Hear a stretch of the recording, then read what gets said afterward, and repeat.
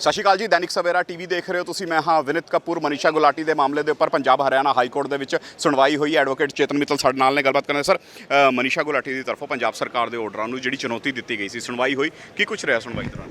ਸੁਣਵਾਈ ਦੇ ਦੌਰਾਨ ਅਸੀਂ ਇਹੀ ਗਰਾਊਂਡ ਲਿੱਤਾ ਸੀ ਕਿ ਜਿਹੜਾ ਇਹਨਾਂ ਨੇ ਐਕਸਟੈਂਸ਼ਨ ਵਿਡਰਾਅ ਕੀਤੀ ਹੈ ਉਹਨੂੰ ਵੀ ਮੇਨ ਐਕਟ ਦੀ ਪ੍ਰੋਵੀਜ਼ਨ ਲੱਗੇਗੀ। ਦੀ ਕੁਐਸਚਨ ਜਿਹੜਾ ਡਿਸਾਈਡ ਕਰਨਾ ਸੀ, ਜੋ ਕੋਰਟ ਨੇ ਸਾਡੇ ਖਿਲਾਫ ਕੀਤਾ ਹੈ, ਉਹ ਜਜਮੈਂਟ ਪੂਰੀ ਨਹੀਂ ਆਈ कि ਜਿਹੜਾ एक्ट ਦੀ प्रोविजन्स हैं क्या वो एक्सटेंडेड पीरियड ਨੂੰ ਲੱਗਣਗੀ ਕਿ ਨਹੀਂ ਲੱਗਣਗੀ।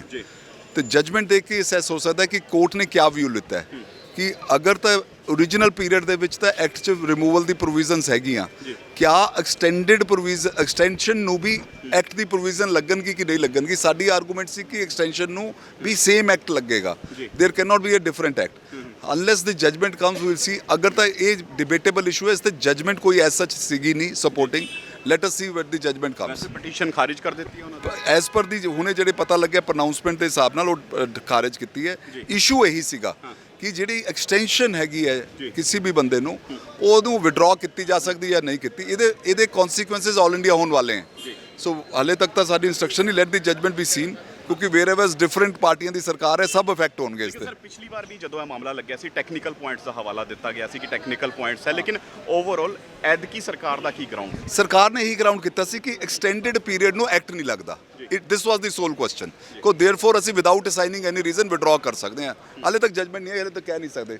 ਬਿਲਕੁਲ, ਦੇਖੋ ਸਿੱਧੇ ਤੌਰ ਤੇ ਜਿਸ ਢੰਗ ਦੇ ਨਾਲ ਐਡਵੋਕੇਟ ਚੇਤਨ ਮਿੱਤਲ ਕਹਿੰਦੇ ਹੋਏ ਨਜ਼ਰ ਆਏ ਨੇ ਕਿ ਜਿਸ ਢੰਗ ਦੇ ਨਾਲ ਅੱਜ ਇਸ ਮਾਮਲੇ ਦੇ ਉੱਪਰ ਜਜਮੈਂਟ ਆਈ ਹੈ, ਜਜਮੈਂਟ ਦੇ ਵਿੱਚ ਮਨੀਸ਼ਾ ਗੁਲਾਟੀ ਨੂੰ ਤਗੜਾ ਝਟਕਾ ਲੱਗਦਾ ਹੋਇਆ ਨਜ਼ਰ ਆਇਆ। ਉਹਨਾਂ ਦੀ ਪਟੀਸ਼ਨ ਜਿਹੜੀ ਆ ਉਹ ਖਾਰਜ ਕਰ ਦਿੱਤੀ ਗਈ ਹੈ। ਯਾਨੀ ਸਰਕਾਰ ਦੇ ਆਰਡਰ ਜਿਹੜੇ ਨੇ ਬਰਕਰਾਰ ਨੇ। ਸਰਕਾਰ ਨੇ ਉਹਨਾਂ ਨੂੰ ਜਿਸ ਢੰਗ ਦੇ ਨਾਲ ਮਨੀਸ਼ਾ ਗੁਲਾਟੀ ਨੂੰ ਜਿਹੜਾ ਮਹਿਲਾ ਰਾਜ ਆਯੋਗ ਦੀ ਚੇਅਰਪਰਸਨ ਦਾ ਅਹੁਦਾ ਸੀ, ਉਸ ਤੋਂ ਲਾਂਭੇ ਕਰਨ ਦਾ ਜਿਹੜਾ ਫੈਸਲਾ ਲਿੱਤਾ ਸੀ, ਉਸ ਫੈਸਲੇ ਦੇ ਉੱਪਰ ਹਾਈ ਕੋਰਟ ਵੀ ਜਿਹੜਾ ਹੁਣ ਮੋਹਰ ਲਾਉਂਦਾ ਨਜ਼ਰ ਆਇਆ। ਹਾਲਾਂਕਿ ਉਹਨਾਂ ਦੇ ਵਕੀਲ ਕਹਿੰਦੇ ਨਜ਼ਰ ਆ ਰਹੇ ਨੇ ਕਿ ਜਜਮੈਂਟ ਦਾ ਇੰਤਜ਼ਾਰ ਕੀਤਾ ਜਾਊਗਾ। ਜਜਮੈਂਟ ਦੇ ਪੁਆਇੰਟਸ ਨੂੰ ਵੇਖਦੇ ਹੋਏ ਅਗਲਾ ਫਰਦਰ ਜੋ ਇਹਨਾਂ ਕੋਰਸ ਆਫ ਐਕਸ਼ਨ ਹੈ ਉਹ ਲੈਂਦੇ ਹੋਏ ਨਜ਼ਰ ਆਉਣਗੇ। ਲੇਕਿਨ ਫਿਲਹਾਲ ਪੰਜਾਬ ਹਰਿਆਣਾ ਹਾਈ ਕੋਰਟ ਤੋਂ ਮਨੀਸ਼ਾ ਗੁਲਾਟੀ ਨੂੰ ਤਗੜਾ ਝਟਕਾ ਹੈ।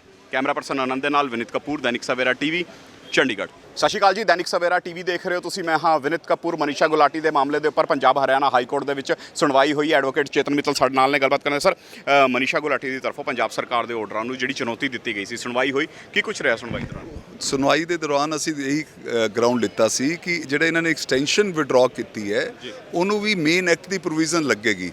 ਦੀ ਕੁਐਸਚਨ ਜਿਹੜਾ ਡਿਸਾਈਡ ਕਰਨਾ ਸੀ, ਜੋ ਕੋਰਟ ਨੇ ਸਾਡੇ ਖਿਲਾਫ ਕੀਤਾ ਹੈ, ਉਹ ਜਜਮੈਂਟ ਪੂਰੀ ਨਹੀਂ ਆਈ ਕਿ ਜਿਹੜਾ ਐਕਟ ਦੀ ਪ੍ਰੋਵੀਜ਼ਨਸ ਹੈ क्या वो ਐਕਸਟੈਂਡਡ ਪੀਰੀਅਡ ਨੂੰ ਲੱਗਣਗੀ ਕਿ ਨਹੀਂ ਲੱਗਣਗੀ।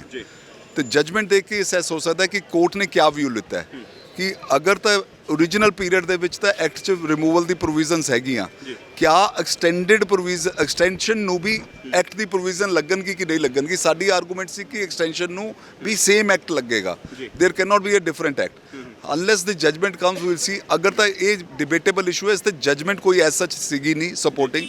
let us see what the judgment comes। Petition ਖਾਰਿਜ ਕਰ ਦਿੱਤੀ ਉਹਨਾਂ ਨੇ ਐਸ ਪਰ ਦੀ ਹੁਣੇ ਜਿਹੜੇ ਪਤਾ ਲੱਗਿਆ ਪਰਨਾਉਂਸਮੈਂਟ ਦੇ ਹਿਸਾਬ ਨਾਲ ਉਹ ਖਾਰਿਜ ਕੀਤੀ ਹੈ। ਇਸ਼ੂ ਇਹੀ ਸੀਗਾ ਕਿ ਜਿਹੜੀ ਐਕਸਟੈਂਸ਼ਨ ਹੈਗੀ ਹੈ ਕਿਸੇ ਵੀ ਬੰਦੇ ਨੂੰ, ਉਹਨੂੰ ਵਿਡਰਾਅ ਕੀਤੀ ਜਾ ਸਕਦੀ ਜਾਂ ਨਹੀਂ ਕੀਤੀ।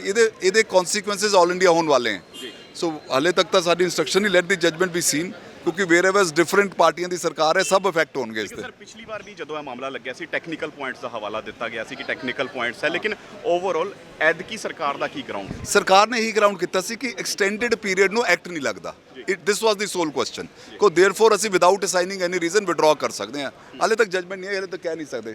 ਬਿਲਕੁਲ, ਦੇਖੋ ਸਿੱਧੇ ਤੌਰ ਤੇ ਜਿਸ ਢੰਗ ਦੇ ਨਾਲ ਐਡਵੋਕੇਟ ਚੇਤਨ ਮਿੱਤਲ ਕਹਿੰਦੇ ਹੋਏ ਨਜ਼ਰ ਆਏ ਨੇ ਕਿ ਜਿਸ ਢੰਗ ਦੇ ਨਾਲ ਅੱਜ ਇਸ ਮਾਮਲੇ ਦੇ ਉੱਪਰ ਜਜਮੈਂਟ ਆਈ ਹੈ, ਜਜਮੈਂਟ ਦੇ ਵਿੱਚ ਮਨੀਸ਼ਾ ਗੁਲਾਟੀ ਨੂੰ ਤਗੜਾ ਝਟਕਾ ਲੱਗਦਾ ਹੋਇਆ ਨਜ਼ਰ ਆਇਆ। ਉਹਨਾਂ ਦੀ ਪਟੀਸ਼ਨ ਜਿਹੜੀ ਆ ਉਹ ਖਾਰਜ ਕਰ ਦਿੱਤੀ ਗਈ ਹੈ। ਯਾਨੀ ਸਰਕਾਰ ਦੇ ਆਰਡਰ ਜਿਹੜੇ ਨੇ ਬਰਕਰਾਰ ਨੇ। ਸਰਕਾਰ ਨੇ ਉਹਨਾਂ ਨੂੰ ਜਿਸ ਢੰਗ ਦੇ ਨਾਲ ਮਨੀਸ਼ਾ ਗੁਲਾਟੀ ਨੂੰ ਜਿਹੜਾ ਮਹਿਲਾ ਰਾਜ ਆਯੋਗ ਦੀ ਚੇਅਰਪਰਸਨ ਦਾ ਅਹੁਦਾ ਸੀ, ਉਸ ਤੋਂ ਲਾਂਭੇ ਕਰਨ ਦਾ ਜਿਹੜਾ ਫੈਸਲਾ ਲਿੱਤਾ ਸੀ, ਉਸ ਫੈਸਲੇ ਦੇ ਉੱਪਰ ਹਾਈ ਕੋਰਟ ਵੀ ਜਿਹੜਾ ਹੁਣ ਮੋਹਰ ਲਾਉਂਦਾ ਨਜ਼ਰ ਆਇਆ। ਹਾਲਾਂਕਿ ਉਹਨਾਂ ਦੇ ਵਕੀਲ ਕਹਿੰਦੇ ਨਜ਼ਰ ਆ ਰਹੇ ਨੇ ਕਿ ਜਜਮੈਂਟ ਦਾ ਇੰਤਜ਼ਾਰ ਕੀਤਾ ਜਾਊਗਾ। ਜਜਮੈਂਟ ਦੇ ਪੁਆਇੰਟਸ ਨੂੰ ਵੇਖਦੇ ਹੋਏ ਅਗਲਾ ਫਰਦਰ ਜੋ ਇਹਨਾਂ ਕੋਰਸ ਆਫ ਐਕਸ਼ਨ ਹੈ ਉਹ ਲੈਂਦੇ ਹੋਏ ਨਜ਼ਰ ਆਉਣਗੇ। ਲੇਕਿਨ ਫਿਲਹਾਲ ਪੰਜਾਬ ਹਰਿਆਣਾ ਹਾਈ ਕੋਰਟ ਤੋਂ ਮਨੀਸ਼ਾ ਗੁਲਾਟੀ ਨੂੰ ਤਗੜਾ ਝਟਕਾ ਹੈ। ਕੈਮਰਾ ਪਰਸਨ ਆਨੰਦ ਦੇ ਨਾਲ ਵਿਨਿਤ ਕਪੂਰ, ਦੈਨਿਕ ਸਵੇਰਾ ਟੀਵੀ, ਚੰਡੀਗੜ੍ਹ।